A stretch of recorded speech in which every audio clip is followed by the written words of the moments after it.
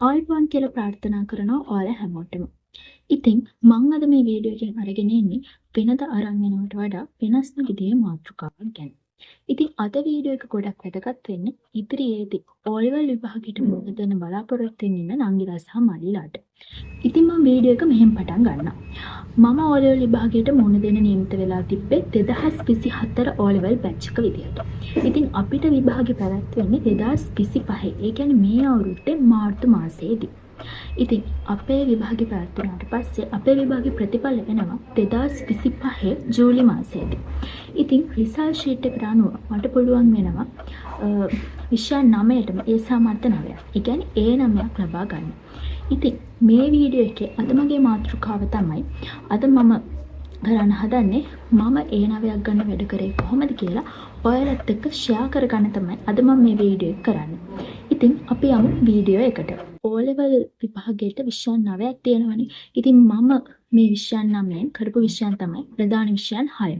ඒ කියන්නේ බුද්ධ ධර්මය, සිංහල, ගණිතය, ඉංග්‍රීසි, ඉතිහාසය සහ විද්‍යාව කියන ප්‍රධාන විෂයන් 6. ඒ වගේම කාණ්ඩ විෂයන්. එහෙමත් නැත්නම් බකට් සබ්ජෙක්ට්ස් කියලා කියන්නේ කාණ්ඩ විෂයන් විදිහට මම කරේ ICT, සිංහල රසාස්වාදය සහ දෙමළ කියන විෂයන් 3.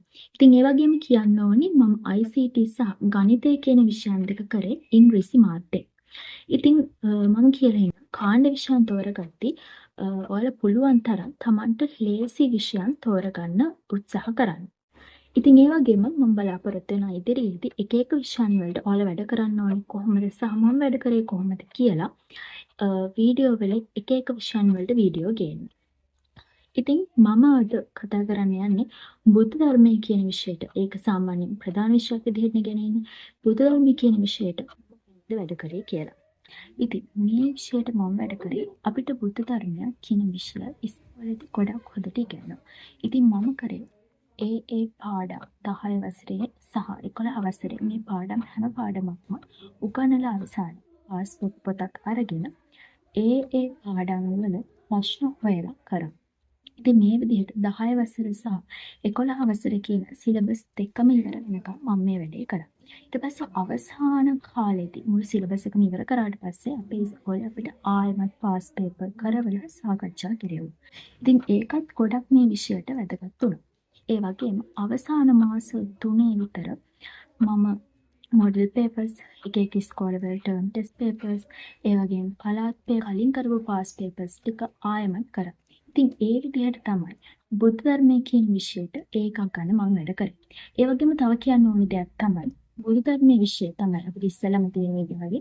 ඉතින් ඒ විෂයට ගිහිල්ලා පේපර් එක අතට ගන්නකම් මට කිසිම විශ්වාසයක් තිබෙන්නේ නැති විෂයක් තමයි බුද්ධ ධර්මයේ විෂය කියලා කියන්නේ. ඉතින් තව කියන්න ඕනි වැදගත්ම දෙයක් තමයි 10 11 ටර්ම් ටෙස්ට් කවදාවත් මිස් කරන්න එපා. ඉතින් මමත් මේ වෙද්දි කිසිම ටර්ම් ටෙස්ට් එකක් මිස් කරන්නේ නැතුව ලියලා තියෙනවා. ඒ වගේම මට කවදාවත් බුද්ධ ධර්මයේ විෂයට ලකුණු 75ට වඩා ගන්න පුළුවන් වෙලා නැහැ. 72, 73, 74 කියන ලකුණු වල තමයි මම හිටියේ. හැබැයි අවසාන වාර විභාගයේ අර විදිහට වැඩ කරන්න ගත්තට පස්සේ මට බුද්ධ ධර්මයේ විෂයට ලකුණු 89ක් ගන්න පුළුවන් වුණා. ඉතින් මම හිතනවා ඔයාලා අද වීඩියෝ එකෙන් ඔයාලා මේ විෂයට වැඩ කරන්න ඕනි කොහොමද කියලා පොඩි හරි දෙයක් ගන්න ඇති කියලා. ඒ වගේම ඉදිරි වීඩියෝ වලත් ඉතුරු විෂයන් අතට වැඩ කරේ කොහොමද කියලා ඔයාලට අරගෙන එන්න. ඉතින් මේ වීඩියෝ එකෙන් මොකක් හරි දෙයක් ඔයාලගේ ජීවිතයට ගත්තා නම් අපේ channel එක subscribe කරලා bell button එකත් click කරලා අපිත් එක්ක දිගටම එකතු වෙලා ඉන්න.